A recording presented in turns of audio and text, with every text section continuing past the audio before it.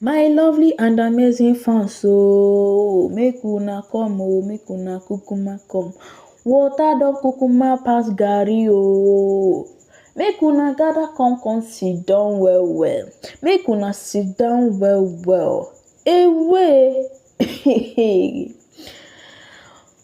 Laila don come out come talk say all those things wey Regina Daniels wey dey talk say Ned Nwoko be promise am fame man na true. Omo, I hear dis one so I come dey shocked.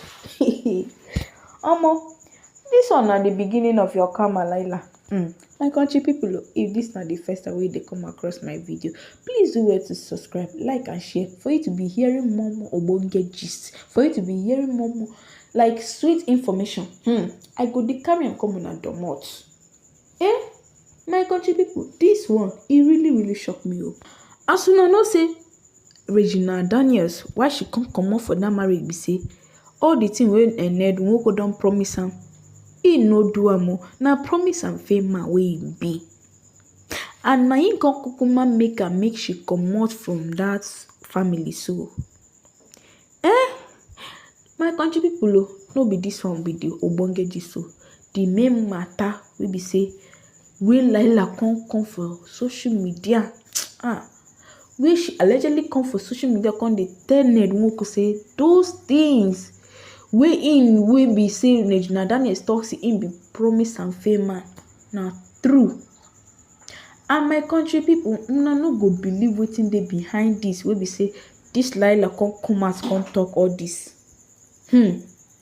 As I dey gist una, my lovely and amazing fans, e dey shele, e dey happen for IG as una know say all these senator wives dey always hold a meeting like 2 times a year, and these senator wives na the wives of senator wey dey for Nigeria wey dey participate for this thing, and dem dey cook, dem dey celebrate. Omo, this kind meeting as una know say all these big women how dey take organize their meeting, no be small meeting be that. So as e come stand so be say Ned Nwoko wey be senator, Regina Daniels no dey with him, as be say na Regina Daniels wey be dey go that meeting since all this while before they come get these marital issues.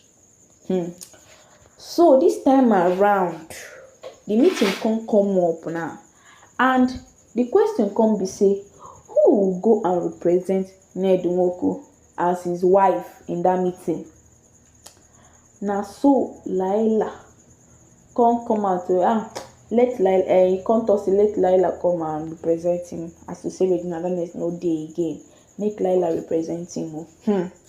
My lovely and amazing fans, una no go believe wetin happen next as we dey allegedly hear say this woman wey be Laila come prepare finish, come go to that party, so come as to say Regina Daniels no dey again, make she come represent as Ned Nwoko's wife.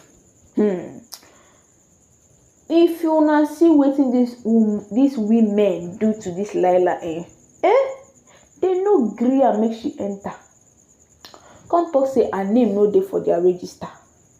Come dey talk say the name wey dey for the register dey na Regina Daniels. This one come shock Laila, like she come be like say no be Ned Nwoko come send am make she come this meeting. I didn't know he never changed Regina Daniels name from that register. As to say Laila, why she come support Ned Nwoko all this while be say make she wey be Laila come replace Regina Daniels in everywhere, because this Laila, she was the wife there before Regina Daniels, and so Regina Daniels was married into the house, and she has been going to that senator's wife meeting all this while she was with Ned Nwoko. Wetin come make Ned Nwoko no allow Laila be say she be Moroccan, she's a Moroccan, she can't speak English, this and that. If anything wey they do for that meeting, she no fit understand wetin dem dey talk, she no fit translate. Na so Ned Nwoko come talk say make him put Regina Daniels for that meeting. But now wey be say Regina Daniels no dey again, Laila come assume say she will be the next in line. Come dey talk say even if say na grammar and English say she is not educated and she don learn English finish. She can also speak and understand. Wetin dey there wey no go make Ned Nwoko come change Regina Daniels name to her own name? My lovely people o, na this one come shock Laila. Like she come talk say this man is another thing else. Upon all the whole thing wey be say she don do for that man, she has already sold her shame in the market. All the old people come dey carry am for mouth, come dey tell say she be a bad person, be a bad this because of Ned Nwoko. Still, Ned Nwoko no fit recognize am as a loving wife wey she be o. Na so she come allegedly talk say for social media, come dey talk say this Ned na promise and fail, because him promise am say if she wey be Laila come support am, all the whole thing wey be say him dey give Regina Daniels, all the whole thing wey be say Regina Daniels dey do for that house, na she Laila go replace am. But now what is happening, my country people? Wetin dey happen now? Ned Nwoko no dey do wetin him promise again. Even sef is not even dreaming about changing that Regina Daniels name, because him dey hope say Regina Daniels go still come back, but that one na lie now. Him dey hope, but wetin go make him change that name to Laila's name? No, you no get wetin go make him change that name. It is really, really easy for him to do. And those women there say that as long that your name is not in that register, you are not permitted. Until Ned Nwoko say that you Laila, you are the next, that then they will not clean off Regina Daniels' name and replace it with Laila. But as it stands now Regina Daniels they know until Ned Nwoko changes that name to her name. But if not, no say you know they invited to that meeting. This one really, really pain. It really, really pain Laila. She no see where to put mouth to her. She was really, really pained though. Now why she come social media, come they allegedly talk all these things? As una know say all those people wey gather against Regina Daniels, na so God go dey expose them one by one. Na so God go dey open fire shut up of their head one.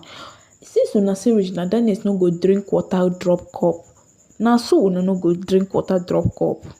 The same thing is applicable to you guys. Say una no want Regina Daniels rest, una no go see rest too. All those people wey gather against Regina Daniels, all of una, na so God go dey expose una one after the other. My country people, this one really, really pained Laila. Like e can't reach to the extent I can't be like say me dey feel for her small safe. My country people, I can't dey feel for her small because all the whole thing wey be say Ned Nwoko don promise am, because of say him promise am make she support am. Everything wey she wants him go dey do. But it's not how he planned it. It's not how he promised it that he is doing it. No be wetin Laila, no be wetin this man promise na him dey do. Na promise and fail man wey he be. Na so she come allegedly talk am for social media. And trust people come dey put mouth for this matter. Na so they dey give am back to back content. Say you don't realize your mistake. Say you don't do this kind. My country people, make una follow me here.